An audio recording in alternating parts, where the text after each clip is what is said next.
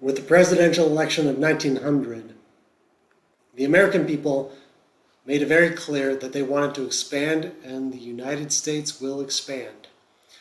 The first thing the United States had to do was convince the people of the Philippines that they wanted to be a colony of the United States.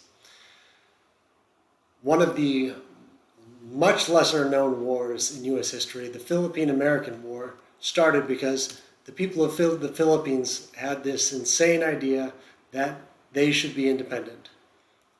They had been under Spanish control for like 300 years, and so they thought they were going to get independence, but that was not the case. The United States, it sent in its military, and it will fight a very bloody battle to convince the Filipinos that they needed the United States to help them become ready for independence.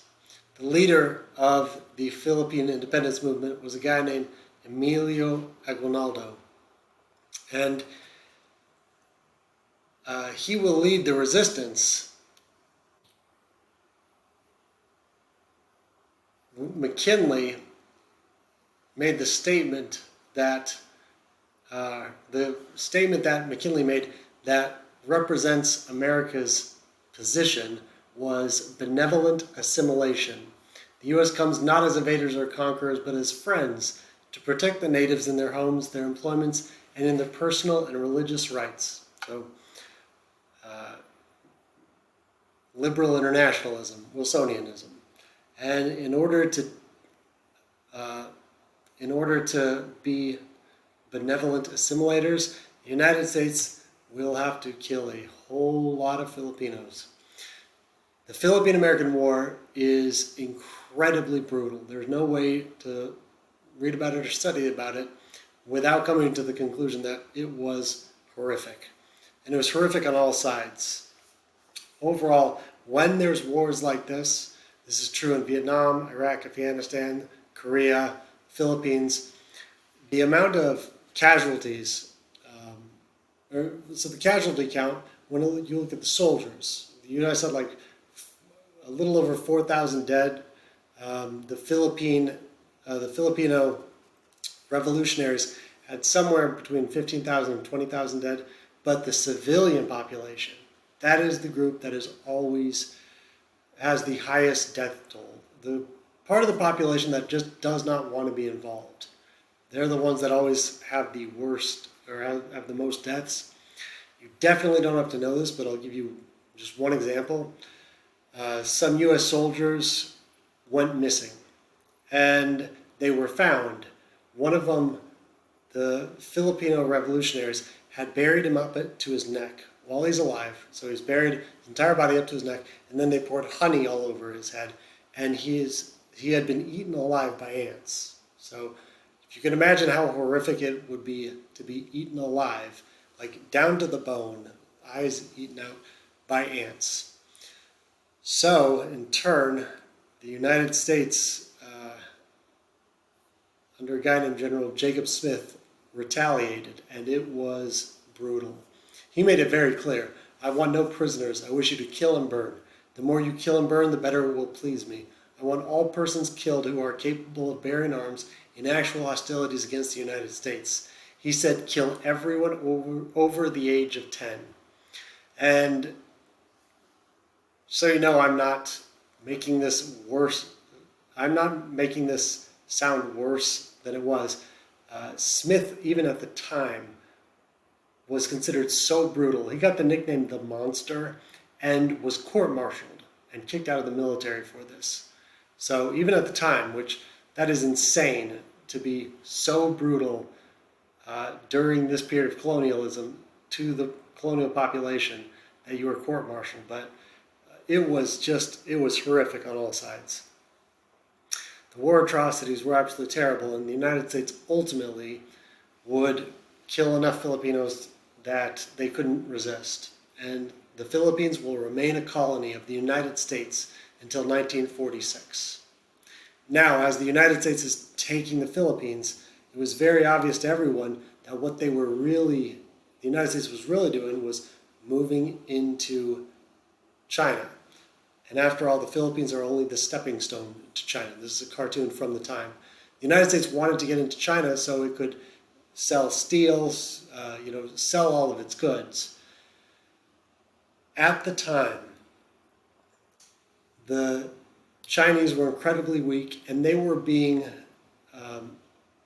the country was being controlled by European nations and Japan. This is really important to know. You must know the open door policy.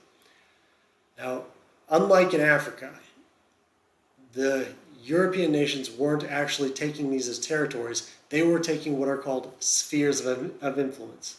So basically, they were bringing their military in, and then they were controlling all the trade in these areas. Now, the United States did not want this. The United States and England wanted to have open trade because obviously two best navies in the world, two best economies, they wanted trade to be left open. So, under Secretary of State John Hay, the United States issued what's called the Open Door Policy. The Open Door Policy said the United States expects all other nations to respect the trade of other countries in their spheres of influence. So even no matter where you controlled, like the French, the Germans, they would have to respect trade of other nations in their sphere of influence. So they couldn't just prohibit all trade. Now, is the United States powerful enough to dictate the terms to all these nations? Of course not. But all these nations were in such competition with each other because of nationalism that none of them could tell the United States, just go to hell. Because if any of them told the United States that, then the other ones would just dogpile on them. So no country said, okay, America, we agree with you. But no country also said, no, you're nuts and we're not going to follow this. So essentially, it stuck because since no one said no. While this was happening, a bunch of Chinese got the crazy idea that maybe China should be for the Chinese, and they started a rebellion. It was called the Boxer Rebellion by the United States. The rebels, they actually called themselves the Fists of Righteous Harmony, but that was too long and complicated, so Americans were like, boxers. This is a rebellion of Chinese against all other countries. And they actually had some successes and killed an important German diplomat.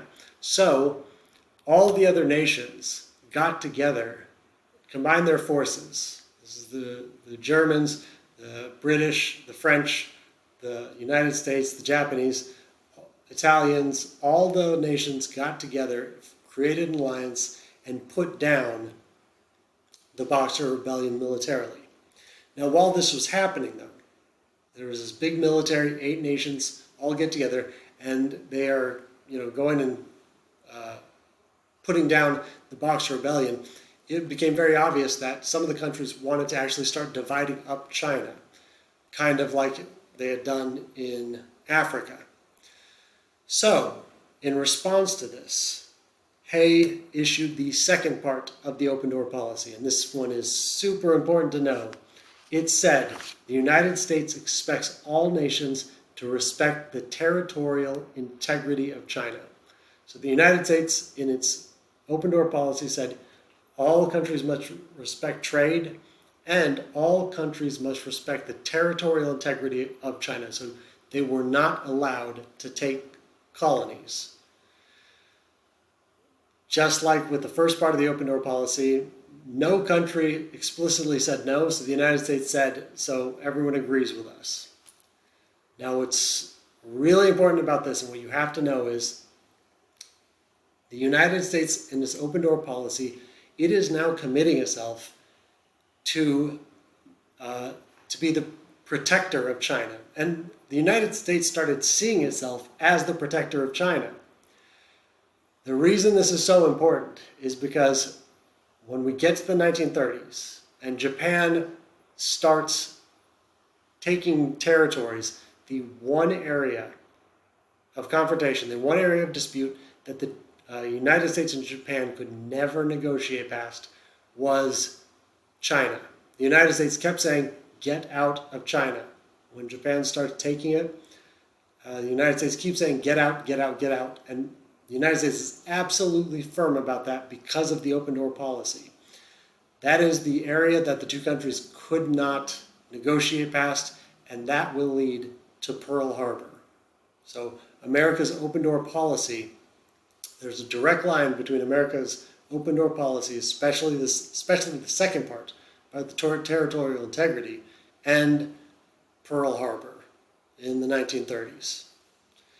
So now the United States, it is expanded all the way to Asia. It is now controlling the Philippines and has a large military there and is holding it as a colony.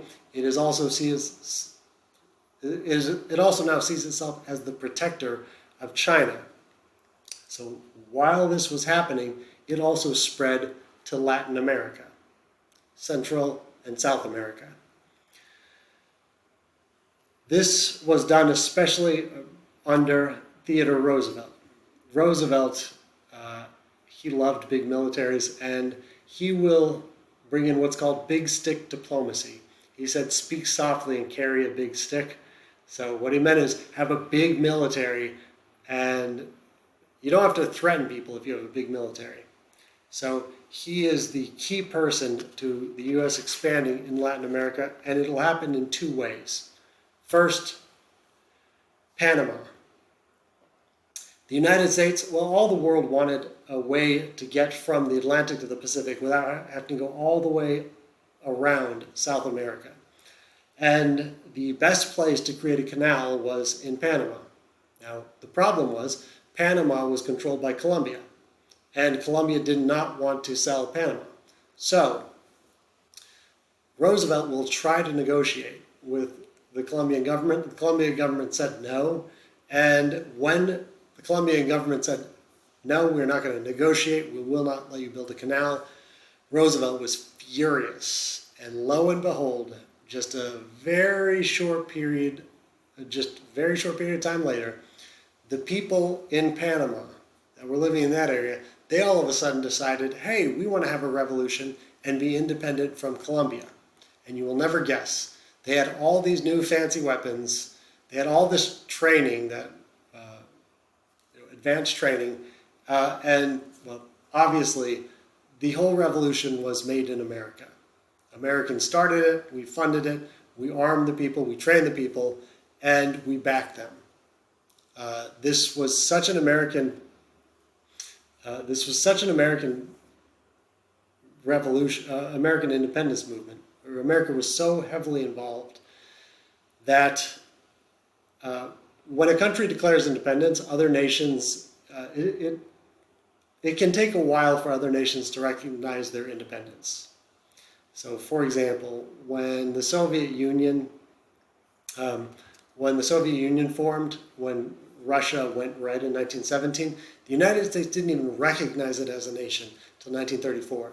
When China goes red in 1949, the United States doesn't recognize it as a nation until 1978. When Panama declared independence, the United States recognized them in 6 hours.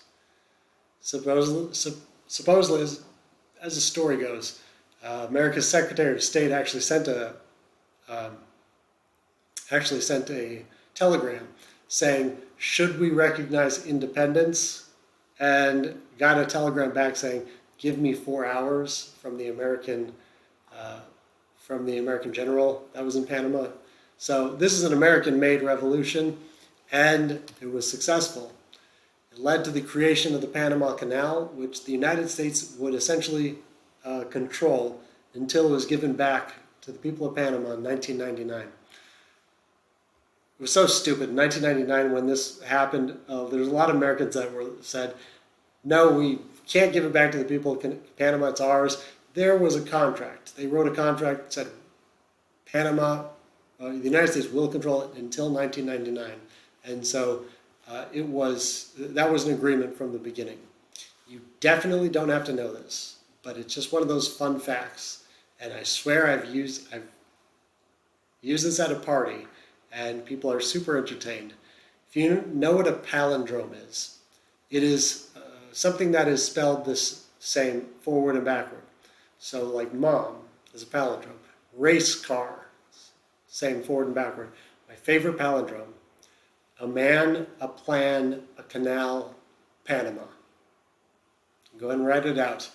A man, Teddy Roosevelt, a plan, revolution in Panama, and create the canal. A canal, the Panama Canal, Panama. A man, a plan, a canal, Panama. Same forward and backward. Just random fun fact. So that was one thing Roosevelt did, and overall that was very good for the United States, and it was probably good for the world in general. The other way that Roosevelt really got the United States involved in South America was the Roosevelt corollary to the Monroe Doctrine. If you remember, the Monroe Doctrine said European nations had to stay out of South America. Well, there was a problem.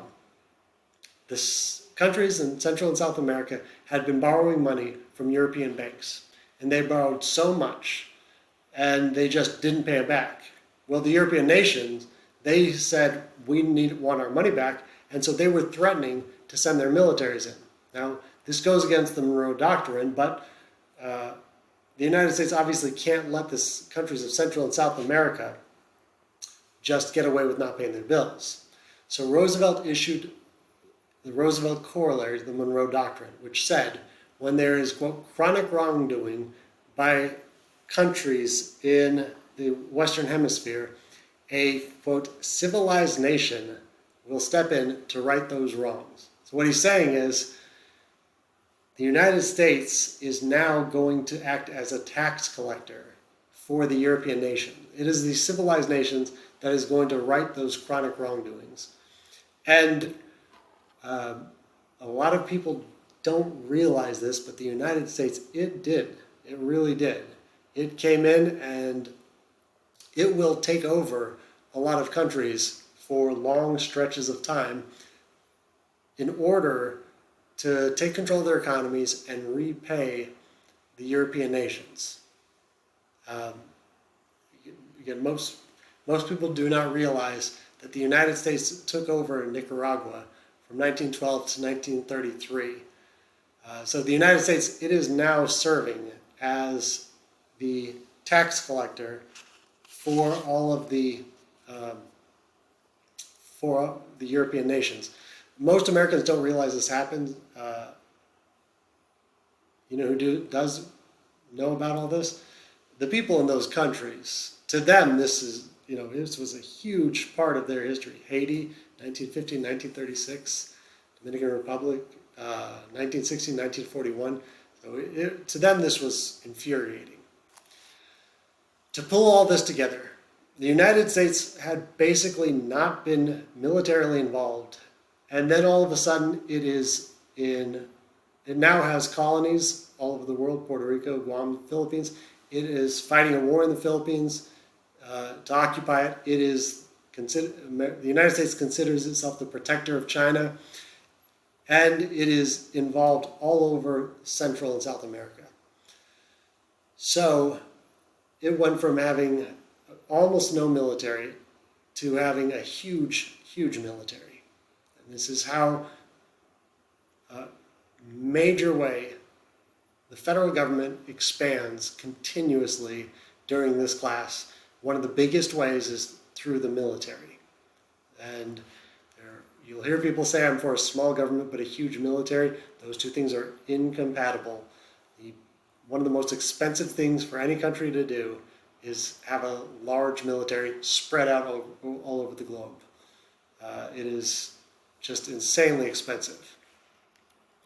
So the United States started to see itself as started being involved all over the world, and it wasn't for the same reasons. Our early foreign policy throughout the first half of the United States was based on was based on neutrality. staying out of European affairs, and realism. During this period, we get into idealism, and nothing demonstrates the U.S. power than what Roosevelt did right before he left office. He was the one that built up the U.S. Navy to be the second best Navy in the world, and he wanted to show it off. So he painted all the boats white and sent it on 16 battleships on a tour all over the globe. Left in 1907 and wouldn't get back till 1909 after Roosevelt had left office. Why did he do that? Just to show the world how powerful the United States was. That is it. This is a show of U.S. force to demonstrate American power. Why did he paint them white? Isn't white a terrible color? Because it's very obvious. Blue sea, white boat. It is just to show off. That was the whole point of this. And the thing is, there were a lot of places like Japan that did not want the United States to come there, but they could not say no. The United States had gotten so powerful that U.S. ships called ahead basically and said, hey, you are going to treat us like we are heroes. And other countries did, because they're now dealing with the obvious economic superpower in the world.